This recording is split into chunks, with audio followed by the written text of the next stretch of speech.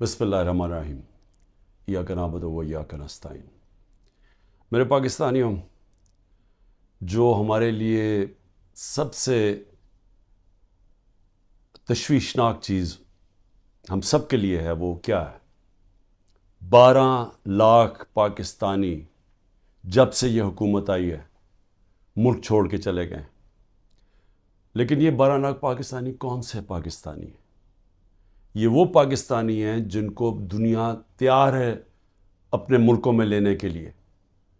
Europe, امریکہ، Canada, یہ اس طرح کے ملک یہ تیار ہیں ان کو لینے کے لیے، کیونکہ پروفیشنلز ہیں۔ یہ وہ لوگ ہیں جن کی ڈیمانڈ ہے دنیا سے باہر، یہ کہیں بھی جا سکتے ہیں۔ اور یہ کیونکہ یہ پروفیشنلز ہیں، ان کی کوئی ڈاکٹرز ہیں، کوئی اب لسٹ ہے پوری، کوئی انجینئرز ہیں، یعنی وہ لوگ جو ایک معاشرے کو آگے بڑھاتے ہیں، جو ایک معاشرے کی ترقی کے اندر پورا حصہ لیتے ہیں، وہ لوگ ہیں جن کو اس ملک کی بہت ضرورت تھی۔ اب وہ چھوڑ کے چلے گئے۔ 12 لاکھ لوگوں کا جانا صرف یہی نہیں کہ یہ وہ لوگ ہیں جن کو آرام سے ویزا بھی مل گیا، ان کو آرام سے ان کو نوکریاں بھی باہر مل گئی۔ یہ وہ لوگ ہیں جو پھر اپنا پیسہ بھی باہر لے کے گئے ہوں گے، کیونکہ خالی ہاتھ تو نہیں جانا تھا، تو انہوں نے پھر یہاں سے روپیوں کو ڈالرز میں کنورٹ کیا اور پھر ڈالرز باہر لے کے گئے۔ تو سوچیں کہ اس کی کتنا نقصان ہوا ہوگا پاکستان کو۔ اب یہ سوچیں کہ یہ کیوں ہو رہا ہے، کیوں لوگ چھوڑ کے جا رہے ہیں۔ وہ لوگ، پھر سے میں کہتا ہوں کہ جو ایک ملک کی ترقی کی بنیاد رکھتے ہیں وہ جا رہے ہیں۔ وہ اس لیے جا رہے ہیں کہ ان کی امید ختم ہو گئی ہے ملک سے۔ یہ امید کیوں ختم ہوئی ہے؟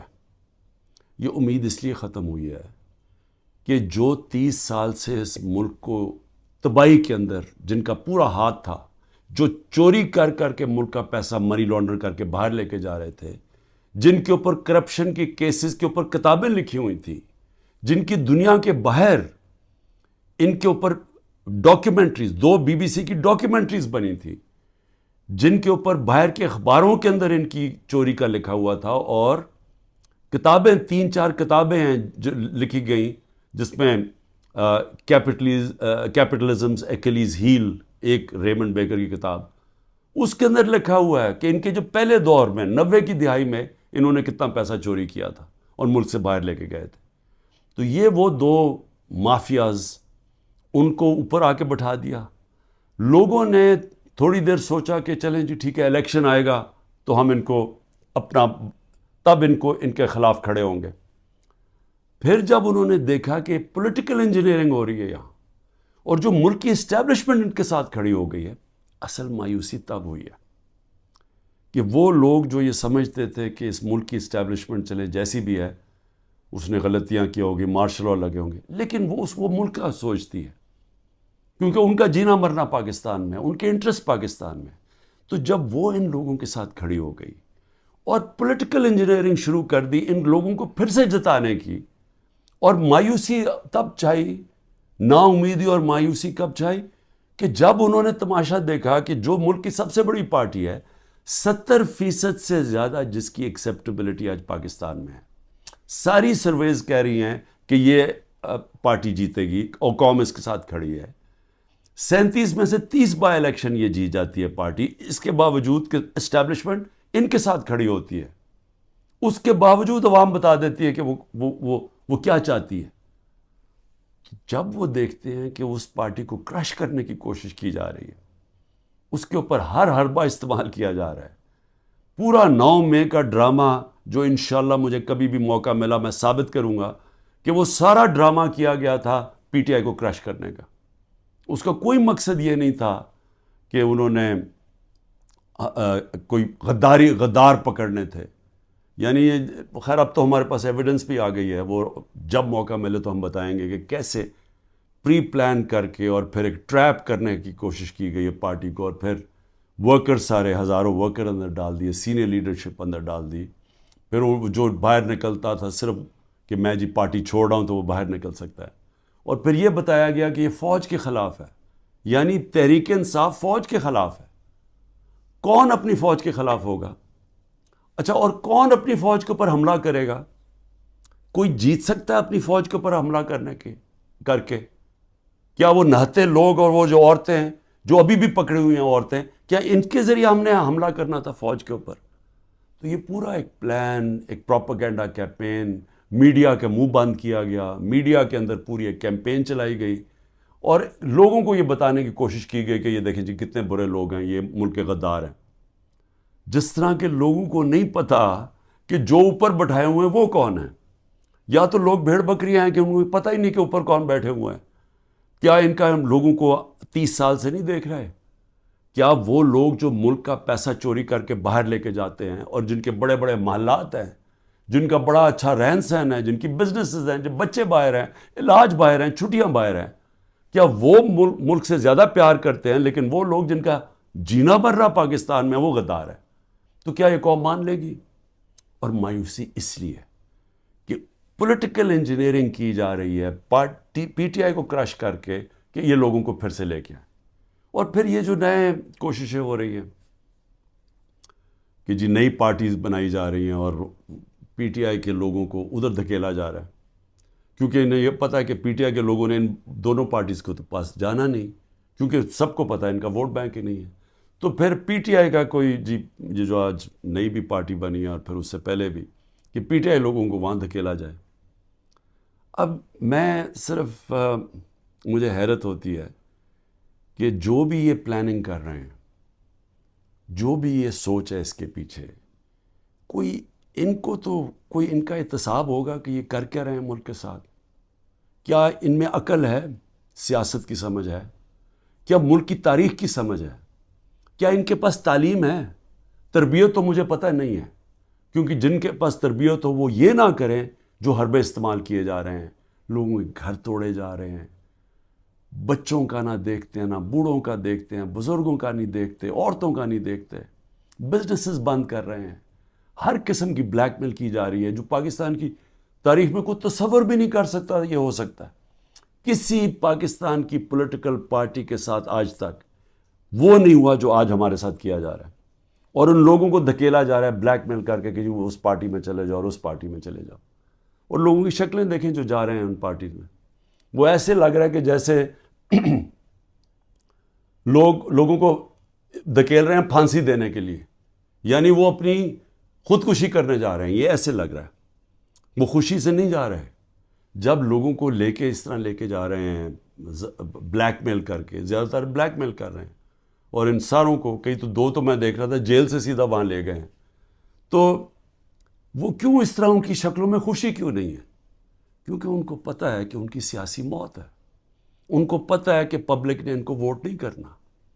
اور اگر کسی کو شک ہے تو یہ انشاءاللہ جب بھی، اب تو الیکشن لگ رہا ہے کہ انشاءاللہ ہو ہی جائیں گے، وہ جب بھی الیکشن ہوں گے تو آپ کو نظر آ جائے گا کہ لوگوں نے ووٹ کس کو ڈالنی ہے.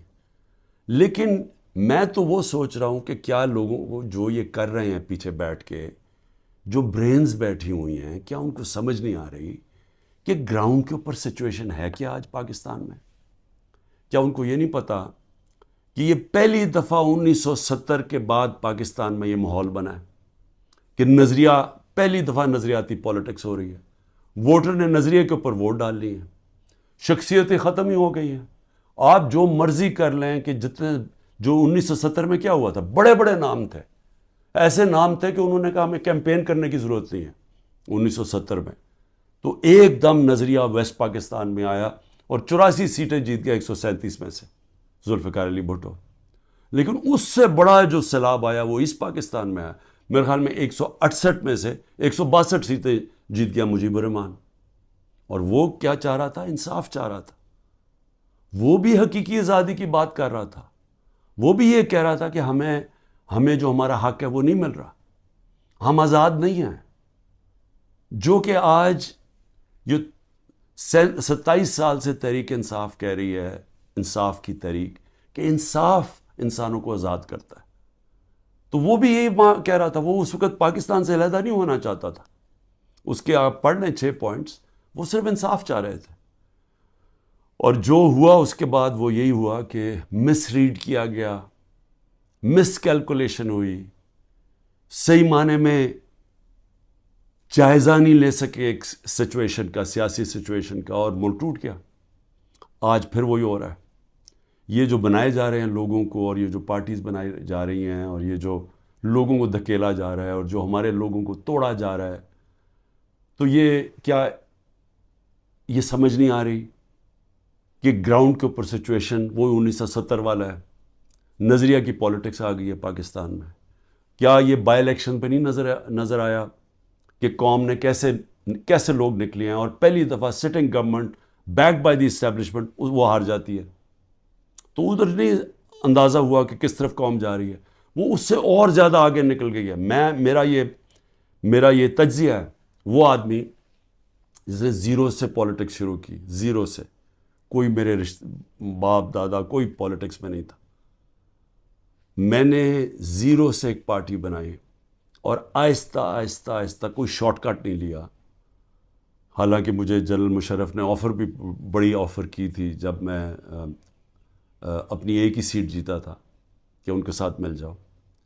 کوئی شارٹ کٹ نہیں لیا، بڑا لمبا راستہ لیتے لیتے پارٹی بنائی، اور وہ پارٹی بنتی بنتی پاکستان کی سب سے بڑی پارٹی بن گئی.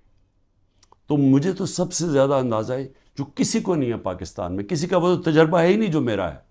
کیونکہ یہاں تو ساری بنی بنائی پارٹیز کا حصہ تھا، یا کسی کا باپ تھا، یا کچھ تھا، یا نانا تھا، یا ماں تھی پولیٹکس میں، یا کوئی لیڈر تھے. یہ تو اس طرح بنے. یا وہ جنرل ضیاء نے اور جنرل جیلانی نے شفقت کر دی بہت بڑی ایک بزنس مین کے اوپر، اور وہ پولیٹیشین بن گیا، اور اب اس کے بچے تیار ہو گئے ہیں سارے.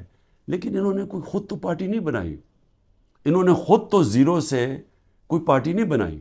تو میں آج آپ کو کہہ رہا ہوں کہ عوام جدھر کھڑی ہے، یہ جو بھی حرکتیں کر رہے ہیں، اس سے صرف نفرتیں بڑھ رہی ہیں. اس سے کوئی الیکشن کے اوپر جو بھی کیلکولیشن ہے یہ غلط ہونے والی ہے. یہ جیسی جب الیکشن اناؤنس ہوں گے، پلان بنا ہوا ہے عمران خان کو ڈسکوالیفائی کرنا. بڑی تیزی سے کیسز آگے بڑھائے جا رہے ہیں، اور بڑی کسی تیزی سے کہ کسی نہ کسی طرح اس کو ڈسکوالیفائی کرو اور یا اس کو جیل میں ڈالو. اور وہ میں تیار ہوں اس کے لیے.